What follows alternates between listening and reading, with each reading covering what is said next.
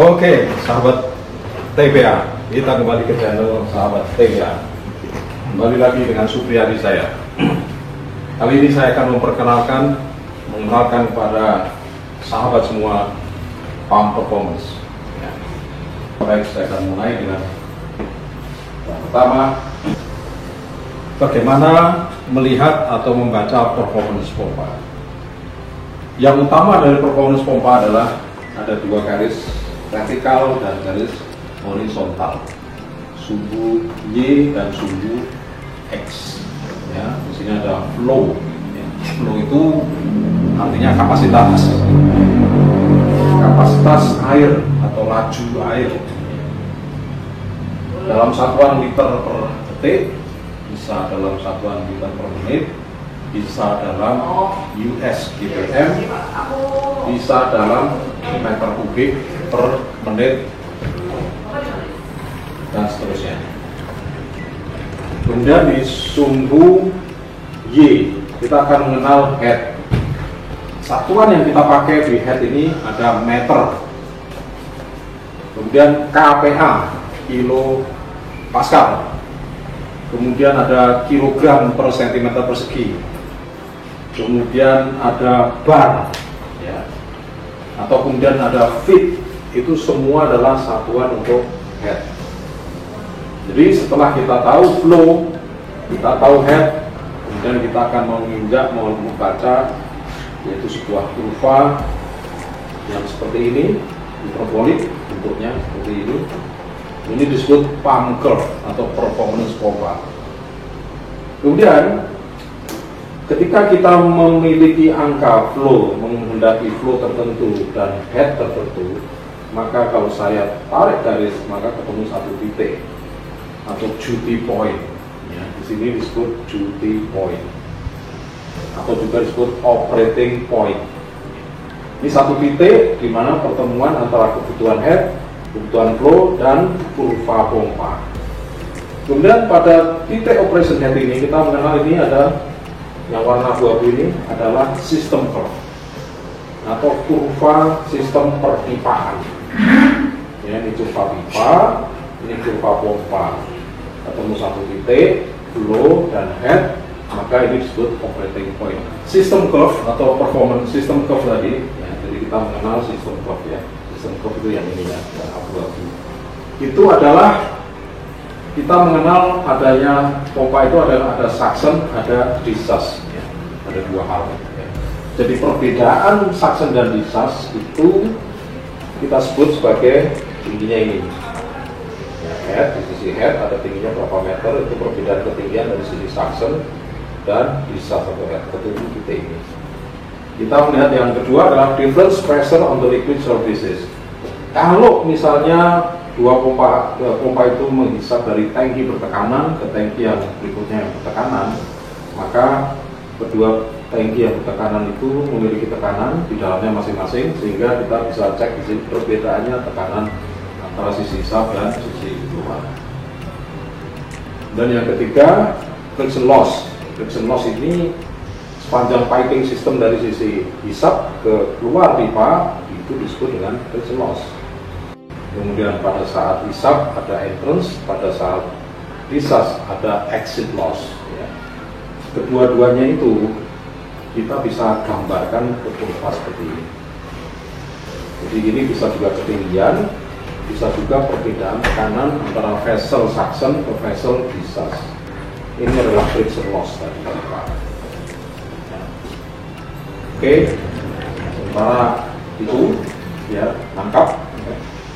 Terus kemudian kalau kita lanjut, kita bagi lagi nih sistem curve yang warna abu-abu tadi. Ini kita bagi lagi di dalam gambar seperti ini, ya. Maka ada gambar semi persis sama. Ini adalah static, perbedaan antara discharge dikurangi suction tadi. Terus kemudian ada kita sebut sebagai static head, sedangkan di sini friction loss kita sebut sebagai dynamic head. Jadi total head adalah yang titik di sini tadi merupakan penjumlahan dari statik ditambah dynamic atau kurva pompa satu titik. Sampai di sini, dan saya akan menginjak Bagaimana jika kurva itu diturunkan RPM-nya atau speed-nya kita turunkan, ya. Baik menggunakan variable speed atau menggunakan motor yang putarannya lebih rendah. Contoh putaran lebih rendah dari 2 pole menjadi 4 pole. 2 pole itu sama dengan 2900 rpm kalau dia 50 Hz dan 1450 rpm kalau dia 50 Hz. Sehingga kita bisa lihat di sini. Jadi ini pipa kurva sistem, ini pompa pada waktu full speed 2900, kemudian kita turunkan RPM menjadi yang kurva berikutnya. Maka apa yang terjadi? Kita bisa lihat ketika pada titik nomor, katakanlah di sini ada 4 dan 2 kubik dapatnya, tapi kemudian pada saat kita putar setengah atau 1460 RPM, maka flow-nya menjadi separuhnya 2, separuhnya menjadi 1, head-nya menjadi seperempatnya, ya, 4 bagi 4 berarti 1. Jadi merubah RPM secara signifikan akan menurunkan kapasitas dan menurunkan head. Rumusnya dari sini. Kalau kapasitas berbanding lurus dengan perubahan RPM. Kalau head berbanding pangkat 2 dibanding dari putaran. Jadi dampaknya terhadap head perubahan putaran itu signifikan. Kalau dampaknya terhadap flow berbanding lurus, kalau dia setengah, ya setengah, sepertiga, sepertiga. Kemudian yang power atau daya listrik atau daya yang dibutuhkan ini berbanding pangkat 3.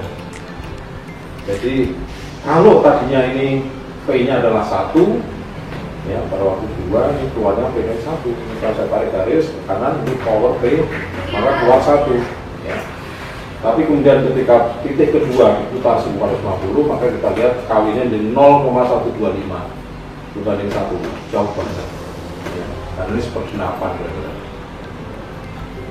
Rumus formula, ya. Ini secara umum rumusnya adalah ini. Kita bisa lihat pompa itu ada power hidrolik atau pH. Power hidrolik itu merupakan perkalian langsung antara kapasitas head, kemudian dikalikan gravitasi, massa jenis seperti 3600. Ini akan ketemuan dengan catatan Q-nya adalah meter kubik, H-nya adalah meter, Rho-nya adalah satuan kilogram per meter kubik, G-nya adalah satuan meter per second kuadrat. Maka kita bisa dapatkan satu angka. Ini adalah beban daripada pompa power hidrolik. Power hidrolik ini kalau dibagi efisiensi pompa maka menjadi P2 atau power input sub pompa. Power input sub pompa dibagi efisiensi motor menjadi power listrik masuk. Jadi untuk menuju P1 ke PH itu melewati P2, ya. Sehingga P1 dari hitungan ini harus sama dengan P1 dari hitungan listrik yang masuk. Jadi listrik masuk kita bisa hitung tegangan dikali arus kalikan cos V kalikan akar 3. Itu sama dengan P2 dibagi efisiensi motor.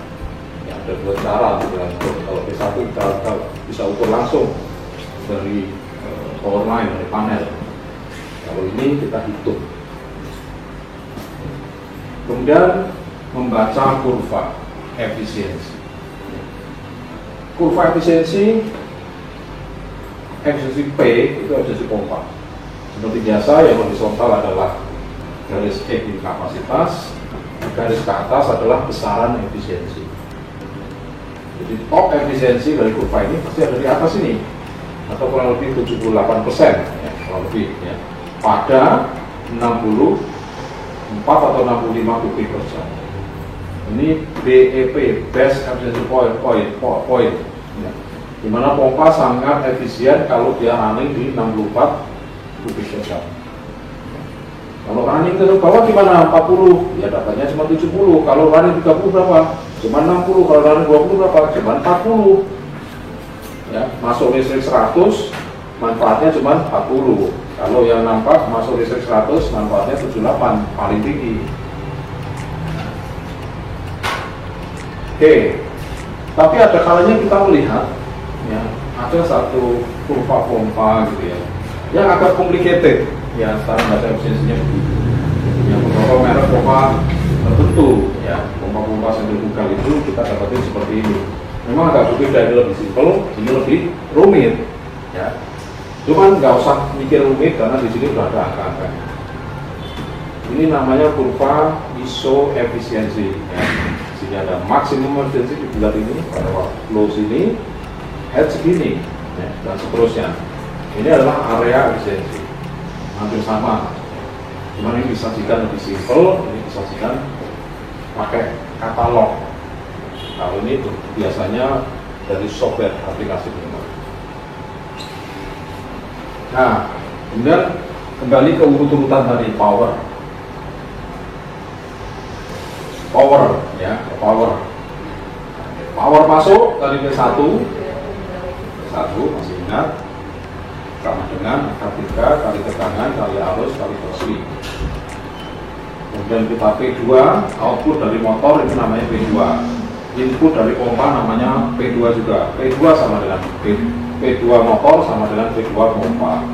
Kemudian P2 dibagi efisiensi pompa atau dikali efisiensi pompa menjadi power hidrolik. Menjadi power hidrolik.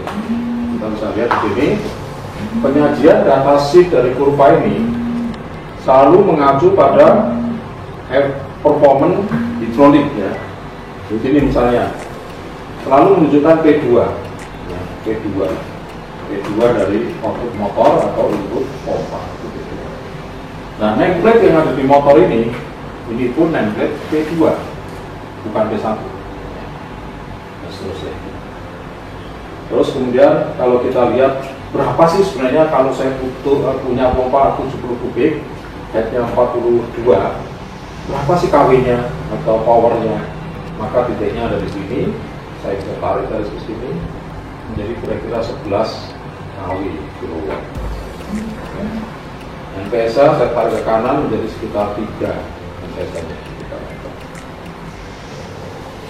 Seperti itu. Ini masih formula yang sama, lebih detailnya kita bisa lihat, ya. Satu ini kedua dari bensin motor, maka ketika P1, P2 sama dengan P3, P3 sama dengan P4 kali ini pompa, P4 Pro G Q. Oke, jadi sebenarnya kita sudah tahu nih, pertama biasanya yang kita ukur bisa dari motor pompanya atau dari motornya. Motornya kita ukur arusnya dan tegangan, pompanya kita ukur kapasitas dan headnya, maka semua ini bisa kita hitung. Oke. Nah, selection motor, ya. Untuk motor kita harus mengikuti standar market yang di pasar. Tergantung berapa P2 yang kita dapat. Katakanlah P2 kita mendapatkan 62,6 kW seperti gambar ini. Maka yang terjadi motornya harus, karena motor 62 kW itu tidak ada, yang ada 75 kW, maka kita beli motor ini, motor yang 75 kW yang kita pasangkan. Atau kalau tidak mau overload, kita ambil yang paling kanan titik kerjanya, milik motornya, ya, sehingga kita dapatin P2 di sini P2 85, maka kita beli motor 90 kW. Mana yang benar? Kalau kita pilih ini, kalau ada pergeseran kapasitas gini langsung overload, motor kebakar. Tapi kalau ini masih ada spare kW, masih cukup. Ini juga, ini adalah hasil kurva, ya, dari hitungan aplikasi software. Ini lebih detail biasanya, nanti bisa diakses dan kita dapatkan berapa sih flow, berapa head, datanya lebih lengkap. Kemudian ini bagaimana kita menentukan operating pompa, berapa sih head dan discharge-nya. Kita biasanya di pompa kita pasang ke sirkuit di sini, discharge dan suction. Perbedaan discharge dan suction inilah performance pompa. Ya, jadi kembali ke kurva tadi. Kurva pompa ini bisa juga kalau pompanya lagi running di lapangan, pasang aja ke sirkuit dua-duanya, maka kita tahu sebenarnya titik kerja pompa ada di mana. Karena headnya kita dapat, pompanya dapat, per perkiraan flow kita bisa dapat juga.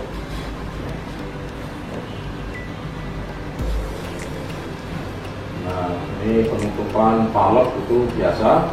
Setiap kita melakukan penutupan valve, buka valve, penutupan valve itu akan berdampak naiknya arus atau naiknya kilowatt. Ya, sehingga ini yang menjadi kita mesti hati-hati. Kalau kita stop pompa, sebaiknya pompa memang kita tutup supaya ampernya enggak berlebihan. Nah, kalau enggak, pompa kita akan terbakar. Itu.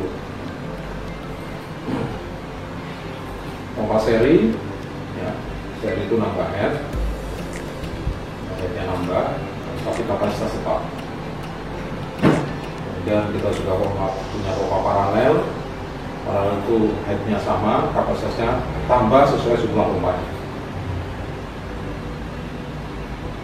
Dan kita juga tahu ini ada sebuah sistem yang disebut closed system. Pompa ini adalah closed system, tidak ada perbedaan head, makanya biasanya cara membaca kurvanya mulai dari titik 0, karena pipa itu balik lagi ke sisi pisah. Oke. Pengecilan diameter sama dengan pengecilan diameter.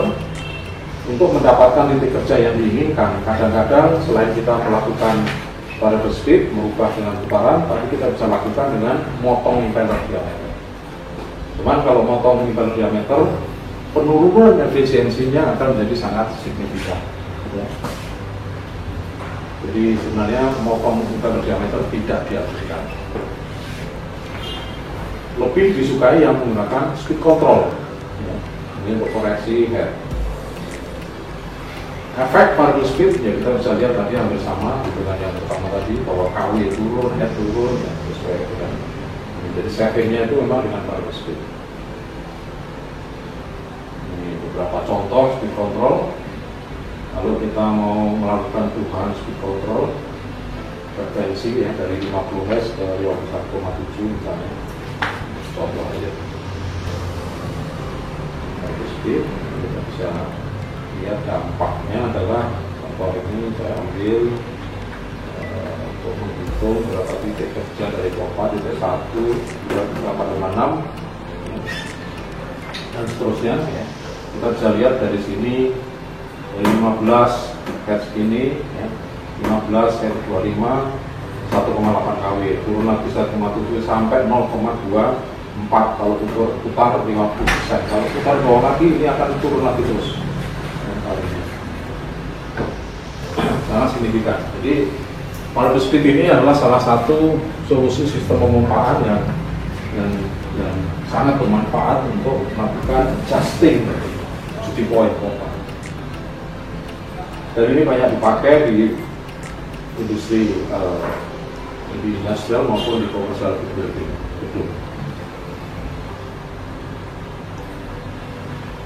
Oke, itu kira-kira mengenai performance curve, segitu dengan variable speed, ya, berupa dengan beberapa macam cara bagaimana kita melakukan adjustment kebutuhan flow dan head. Mudah-mudahan bermanfaat. Terima kasih.